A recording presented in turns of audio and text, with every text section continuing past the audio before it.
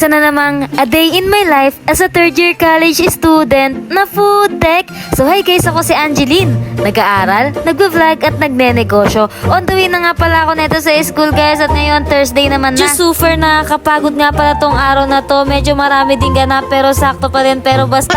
Mas maaga nga pala ako umalis ngayon guys, pero kahit anong aga ko, traffic talaga. Sa may Philippine Arena pa rin kasi yung daan ng bus. Kung nga makalimutan shoutout ko nga pala muna tong gustong magpa-shoutout. Shoutout nga pala sa'yo, Angeline Rafon. Salamat nga pala sa suporta at mag-ingat ka palagi. At bago nga pala ako bumaba ng bus guys, sinago ko na yung cellphone ko. Wala nga pala kaming unang subject dahil may meeting yung teacher namin. Shoutout nga pala dyan kay Sir Daniel, lagi nagpapa-shoutout sa akin. Pinakagwapo nga naming teacher yan guys. Main gan lang pala dito si Sir na mga kailangan namin gawin na tipasa. Dahil yung magre-report ay in-schedule na lang ng online. Init nga din pala ng mga oras na yan guys dahil tanghaling tapat talaga yan. Shoutout nga pala dyan kay Eldrex, ngayon lang pala siya nakita sa may vlog ko. Dagdag nga pala sa pagod yung init ng panahon ngayon guys. Nga pala guys, gusto ko lang magpasalamat sa inyo sa lahat ng sumusuporta sa akin, lalo sa mga una at simula pa lang nandyan na. Hindi ko man kayo maisa-isa pero palagi ako nagpapasalamat sa inyo. At hindi ako magsasawang sabihin na walang Angeline's Vlog kung wala kayo. Uy, Angelin's Vlog. Ay, sabi na sa'yo. Next subject nga pala namin kanina guys nagpa-attendance lang, tapos ito si Sir Daniel, yung pangalawang subject naman niya sa amin na label. Mahina nga pala yung signal kaya hindi din na-present yung video. At dito siguro dahil sa init ng panahon, hindi ko alam, dito kay Limwell nangangandidato yata siya sa akin kaya gusto niya ako kamayan.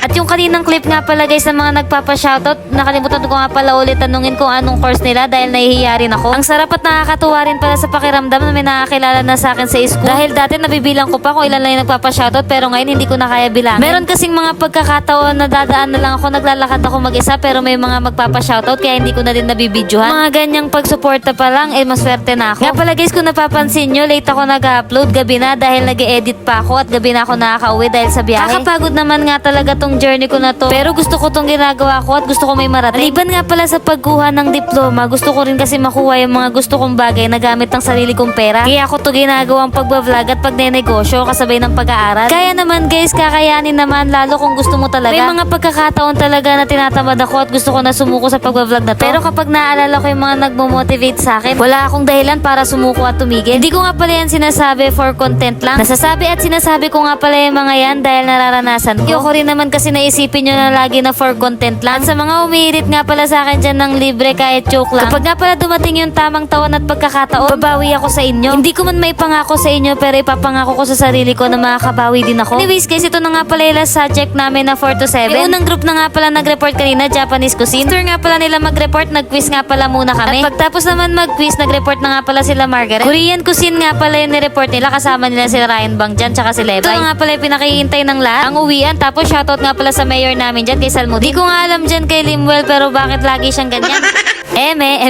Number 1 supporter ko nga pala yan guys, pati sila Goboy. Di pa nga pala kami nauwi agad yan guys kasi meron pa kami tinatanong kay Salmorin. Bago umuwi guys, yan, nagpapasikat muna si Goboy dito sa may video ko. Madalas cameraman nga din pala yan. Ang ganda mo dyan, mama. Teacher ko nga pala yan si Ma'am SJ nung first set. Kunting clip nga lang pala yan din guys kasi sobrang bait niya, pati ang mayor namin, Salmorin. Fortunado na nga pala yung nagbi-video neto guys. Ewan ko kung kanina na lang umawak ng cellphone ko guys. Kung sino-sino pala. Napanood nga pala namin sila maglinis para sabay-sabay lumabas ng lab. Shoutout nga pala kaya daw guys, nagbigay ng kape kanina. Kung nga pala nasama umiinom ako ng kape guys kasi na-delete nga pala. Bye-bye! So, di ka IQ. Dahil pala yun. Paano mabili sa Japan? Saka Korea? Alay, paano? Ay! Japan! Dito. Kasama yung map. At grabe yun, 4 minutes nga pala tong video natin ngayon, magpa 5 minutes. Comment mo naman kung taga saan ka para malaman ko kung hanggang saan na umabot tong video na to. Pa-t-shirt hunting nga pala ako ulit bukas guys, abangan nyo, magpo-post ako. Mag-iwan ka ng isang tao. Shoutout nga pala dito kay La Kuya, lagi sila nagte-training. Thank you for watching, bye!